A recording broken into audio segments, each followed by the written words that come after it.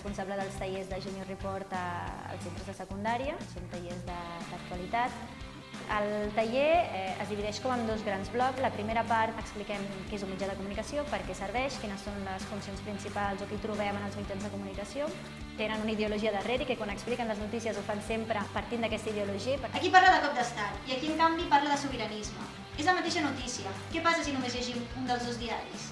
I per tant fem una segona activitat que és uneix dreta-esquerra, Catalunya-Espanya, i dividim els diaris i els partits polítics en aquest eix. Crec que és molt important introduir la noció de recerca vinculada a l'actualitat, perquè si no perdem una mica el vincle amb la realitat.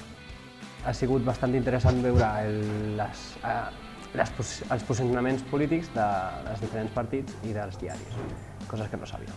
Després expliquem què és una notícia, com es troben les notícies, quins criteris tenim per identificar si una cosa és notícia o no ho és, i surten per grups de 4 o 5 a buscar notícies per l'institut.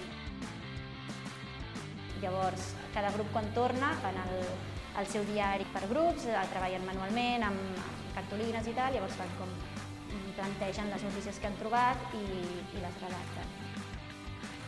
Després les presenten a un director o directora de cada grup i fem una petita valoració de les notícies que han trobat. Les competències del taller sobre l'actualitat sobretot serien les de l'autonomia, competència en autonomia, iniciativa personal i sobretot les lingüístiques, la comunicativa, lingüística i audiovisual, en el que es treballa l'expressió oral, l'expressió escrita, etc.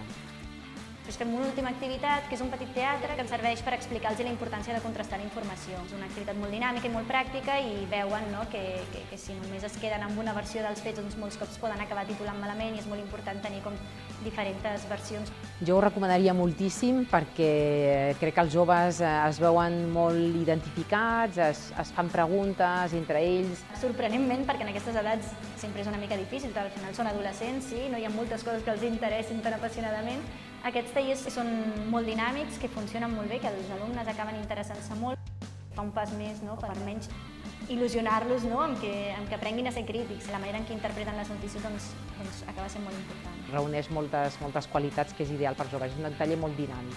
Crec que es troben molt còmodes perquè tenen, a més, capacitat de crear notícia, d'escriure, de preguntar-se. És un ambient molt relaxat i alhora treballen, o sigui que és perfecte.